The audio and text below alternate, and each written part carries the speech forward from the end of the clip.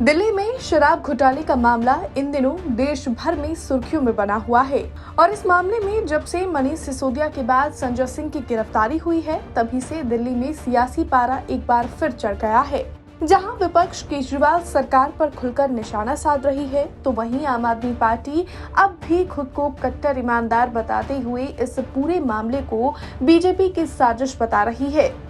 ED इस case में 15 महीने से जांच कर रही है। सीबीआई जहां पॉलिसी में गड़बड़ी और करप्शन को लेकर जांच कर रही है, तो वहीं ईडी मनी लॉन्ड्रिंग के एंगल से सच्चाई तक पहुंचने में जुटी हुई है। 1.5 साल के अंदर दिल्ली की सत्तारूढ़ पार्टी आम आदमी पार्टी से जुड़े तीसरे बड़े नेता की गिरफ्तारी से सियासत भी गर्मा गई है। सबसे पहले ईडी ने 30 मई 2022 को एक अलग मनी लॉन्ड्रिंग मामले में दिल्ली के तत्कालीन मंत्री सत्येंद्र जैन को गिरफ्तार किया था।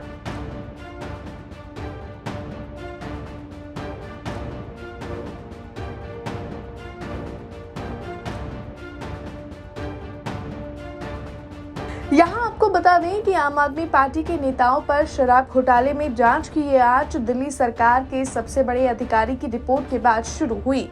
इन तमाम घटनाक्रमों के बीच सवाल उठते हैं कि आखिर दिल्ली सरकार के चीफ सेक्रेटरी की रिपोर्ट में शराब नीति में किस तरह के भ्रष्टाचार के आरोप हैं, आप नेताओं पर क्या आरोप हैं जिसकी वजह से उनकी गिरफ्तारी हुई है। तो चलिए आपको थोड़ा फ्लैशबैक में लेकर चलते हैं और बताते हैं ये पूरा मामला।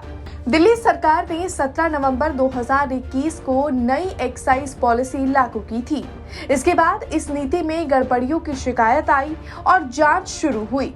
8 जुलाई 2022 को दिल्ली के मुख्य सचिव नरेश कुमार ने LGV सक्सेना को एक रिपोर्ट सौंपी थी, जिसमें नीति को लेकर कई खुलासे किए गए थे।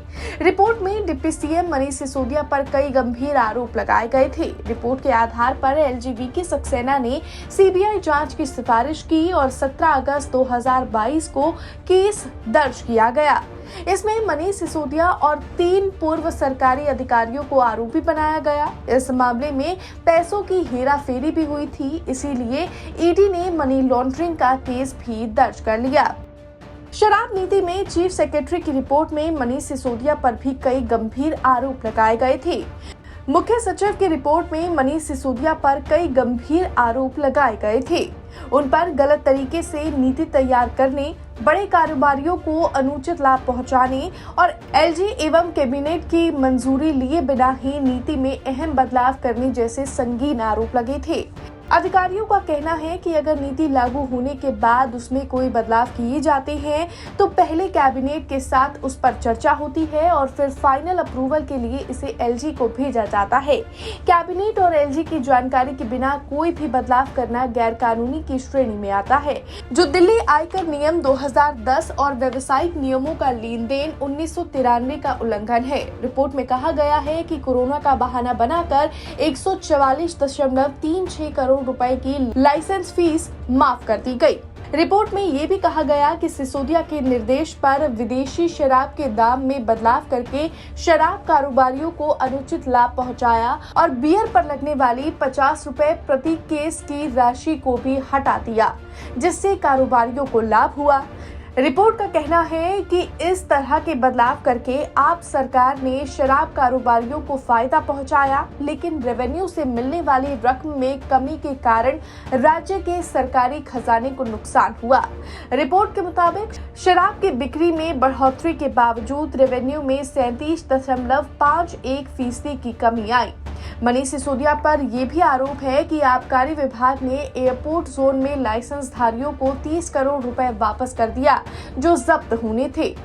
शराब कारोबारी एयरपोर्ट अथॉरिटी से जरूरी NOC नहीं ले पाया था। ऐसे में उसने जो पैसा जमा किया था वो सरकारी खजाने में जाना था, लेकिन सरकार ने उसको वो पैसा वापस लौटा दिया। आप सरकार पर आरोप है कि शराब कारोबारियों को लाभ पहुंचाने के मकसद से लाइसेंस धारकों का ऑपरेशनल कार्यकाल पहले 1 अप्रैल 2022 से बढ़ाकर 31 मई 2022 तक किया गया और फिर इसे जून 2022 से बढ़ाकर 31 जुलाई 2022 तक कर दिया गया, जिसके लिए न तो केंद्र सरकार और न ही LG से मंजूरी ली गई। वहीं अब इस शराब घोटाले में संजय सिंह का नाम कैसे आया, एक बार उस पर भी नजर डाल लेते हैं। संजय सिंह की गिरफ्तारी के पीछे दिनेश अरोड़ा की गवाही है। ईडी ने अपनी चार्जशीट में आरोप लगाया है कि दिनेश अरोड़ा ने दिल्ली के मुख्यमंत्री अरविंद केजरीवाल से उनके आवास पर मुलाकात की थी। इस मीटिंग में संजय सिंह भी मौजूद थे। ईडी को दिए बयान में दिनेश अरोड़ा ने बताया कि वो एक प्रोग्राम में संजय सिंह से मिला था और इसके बाद मनीष सिसोदिया से उसकी मुलाकात हुई थी। सूत्रों के मुताबिक ये प्रोग्राम दिल्ली चुनाव से पहले फंड जुटाने के लिए किया गया था। चार्जशीट के मुताबिक दिनेश अरोड़ा सबसे पहले संजय सिंह से मिला था। मनीष सिसोदिया से उसकी मुलाकात अपने रेस्टोरेंट में हुई एक पार्टी में हुई थी। संजय सिंह के कहने पर अरोड़ा ने कई रेस्टोरेंट मालिकों से बात की। दिनेश अरोड़ा ने दिल्ली चुनाव के लिए पार्टी फंड जुटाया और 32 लाख रुपए का चेक सिसोदिया को सौंपा। ईडी ने आरोप लगाया कि इसके बदले संजय सिंह ने दिनेश अरोड़ा का एक मामला सुलझाया जो एक्साइज डिपार्टमेंट के पास पेंडिंग था।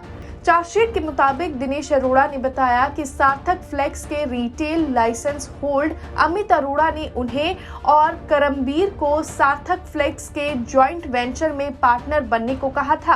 अमित अरोड़ा ने उनसे अपनी दुकान को पीतमपुरा से ओखला शिफ्ट करने में मदद मांगी, लेकिन ये मामला एक्साइज डिपार्टमेंट के पास पेंडिंग था। दिनेश अरोड़ा ने इस मसले को सिसोदिया के सामने उठाया और फिर संजय सिंह के निर्देश पर एक्साइज डिपार्टमेंट ने मामले को निपटा दिया। तो यहाँ हमने आपको बताया कि आखिरकार चीफ सेक्रेटरी की किस रिपोर्ट के बाद केजरीवाल सरकार के नेताओं पर शिकंजा कसना शुरू हुआ। बहरहाल अब देखना होगा कि इस मामले में आने वाले दिनों में होने वाली सुनवाई में क्या नए पहलू निकलकर सामने आते हैं। हालांकि आपका इस पूरे मामले पर क्या कुछ कहना है, अपना फीडबैक कमेंट्स में जरूर बताएं। ब्यूरो रिपोर्ट, दिल्ली तक।